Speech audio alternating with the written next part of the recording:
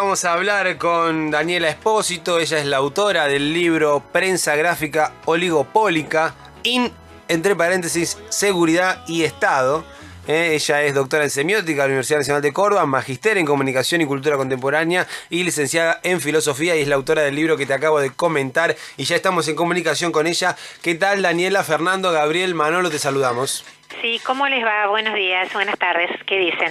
Bien, muchas gracias. Gracias por la entrevista. No, por favor, gracias por atendernos. Y bueno, Sí. teníamos ganas de conversar contigo sobre este libro que se presenta.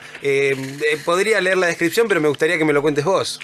Bueno, este libro que se presenta es parte de mi tesis de maestría y tiene una segunda parte que está por editarse, que, bueno, sigue en una línea similar. En este libro yo analizo desde distintas herramientas teóricas y prácticas, analizo uno de los efectos de la llegada del Manhattan Institute a la Argentina. El Manhattan Institute es este tanque pensante norteamericano que aconseja sobre políticas públicas a distintos lugares de Latinoamérica, entre ellos la Argentina y Córdoba también en particular. En este primer libro yo planteo, cómo este instituto llega a la Argentina de la mano de Eduardo Duhalde en el año 2001, en mayo, y los medios de comunicación oligopólicos, yo en particular me centro en Clarín y Nación, en sus editoriales, van construyendo un escenario del miedo, a partir de pequeños robos en la calle, en la vía pública, como estamos acostumbrados a escuchar la inseguridad, ¿no? Totalmente.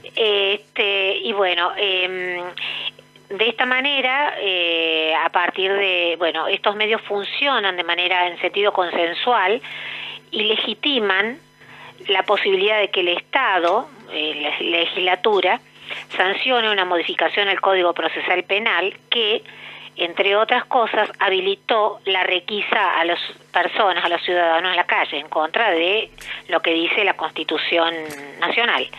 De esta manera, la policía empezó a poder requisar personas en la calle, con la excusa de que había mucho robo, para decirlo de manera simple, de celulares, carteras y demás, y que todos podíamos morir en manos de otros si salíamos a la calle. Lo que se determina luego es que esta facultad de la requisa se utiliza no para evitar estos robos callejeros, sino que se utiliza sobre todo para frenar la protesta social. En el caso, en ese año, recordemos que los piquetes estaban, en todo el país, ya estaban llegando a Capital Federal incluso. Entonces, se utiliza para criminalizar la protesta social y se le otorga a la policía este suprapoder. Sabemos, que el poder policial, más que garante de la seguridad de los ciudadanos, sabemos, es mi interpretación, ¿no es cierto? Es una institución que reproduce estrategias que garantizan, prácticas contra aquellos que son seleccionados previamente, ¿no? Los portadores de un modo de andar, los estigmatizados. Y esto, ejercen una selectividad previa a la del Poder Judicial. Y los medios también actúan muchas veces en ese sentido. Totalmente. De esta manera se favorece la direccionalidad de acciones represoras de manera unívoca hacia los sectores más desprotegidos, de las otras seguridades, garantes de la dignidad necesaria para construir ciudadanía. En estos tiempos de democracia, cuando ya no tenemos dictadura, es la institución policial la encargada de llevar adelante estrategias de control social punitivas, y en esto algunos medios ayudan, ¿sí? Para gestionar el conflicto social. Esto es una necesidad política de ciertos sectores, Sí. Y de esta manera, disciplinar sistemáticamente a aquellos que se ubican, en los márgenes, los pobres, los disidentes, ¿sí? Aquel del cual se sospecha que en general es el diferente, el otro de clase, ¿no? Para decirlo en términos, ¿no? Total. Entonces, bueno, el análisis que hago en este libro que hoy se presenta tiene que ver con esto. Y el segundo libro que está, bueno, que esperemos que salga pronto, analizo la llegada del Manhattan, de este instituto del neoyorquino, Sí. a Córdoba. Sí, esto se produce en el año 2004 de la mano de Bloomberg. Cuando llegó a la capital federal también fue de la mano de Bloomberg. Ajá, mira vos. De este falso ingeniero, invitado por De la Sota. En ese momento viene Bloomberg y De la Sota sanciona la Ley de Seguridad Pública de Córdoba. En esta ley que hoy nos rige, se legitima, se legaliza, entre otras cosas, la facultad de que los vecinos tengan facultades policiales, sean auxiliares de la policía.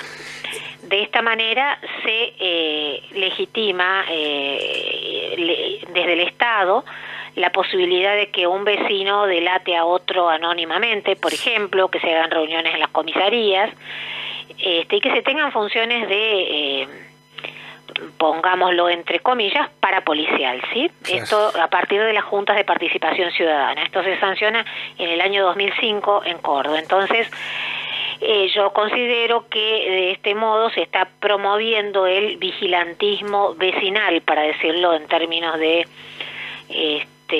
Rodríguez Alzueta, que es un investigador rosarino, pero bueno, se policializa a sectores de la ciudadanía. Entonces no nos debe causar tanto asombro el tema de la justicia por mano propia. Totalmente, los Y linchamientos, todos eso esos es parte de lo discursos, mismo. los linchamientos y demás. Y sí, digamos que sí, uno no puede decir unidireccionalmente que se sanciona la ley, se lincha gente, pero digamos que podemos analizarlo si lo hacemos con un poco más de detenimiento y ver que están en una lógica, en una misma lógica, ¿no? Totalmente, van de la mano, sí, sí. Sí. Así que bueno, esta noche presentamos el libro en el CEA, en el Centro de Estudios Avanzados, Sí. en Vélez Arfield 153, Sí. a las 8 de la noche. Lo presenta la doctora Daniela Monge, que es la directora de la maestría en comunicación. Bueno, y esperamos con esto hacer un aporte a la discusión pública de estas cuestiones, porque bueno, preocupa que estas políticas salgan desde el Estado, pero también preocupa mucho que sean legitimadas por parte de la sociedad, ¿sí? Totalmente. Que haya este deseo de control del otro de clase, del que es visto como sospechoso, de aquel que por su portación de rostro, de modo de caminar, De vestimenta. de vestimenta me hace cruzar de vereda cuando lo veo. Una estigmatización, exacto. La estigmatización, exactamente, o llamar a la policía cuando veo a alguien diferente en la calle frente a mi casa, y ese tipo de cuestiones que son las que terminan permitiendo que se legalicen leyes de este tipo, ¿sí? Verdaderamente, sí, Entonces, totalmente. bueno, lo que hago es, en este caso, un análisis mediático y también un análisis jurídico de cómo fueron las discusiones parlamentarias para que se llegara a estas sanciones, ¿sí? Ujú. O sea que el análisis es de estas dos cosas, de los medios, por un lado, y por otro lado, de los discursos jurídicos en la legislatura. Muy interesante, Daniela, la verdad te agradecemos mucho. Entonces repetimos la invitación hoy en el Centro de Estudios Avanzados, ahí en Vélez Arfield, ¿me dijiste? 153. 153, Sí. perfecto. A las 8 de la noche se presenta este libro de editorial Eduim, Prensa Gráfica, Oligopólica, Inseguridad y Estado. Entre paréntesis, ¿no? Y Sí. estamos hablando con su autora, Daniela Espósito. Te agradecemos mucho, Daniela.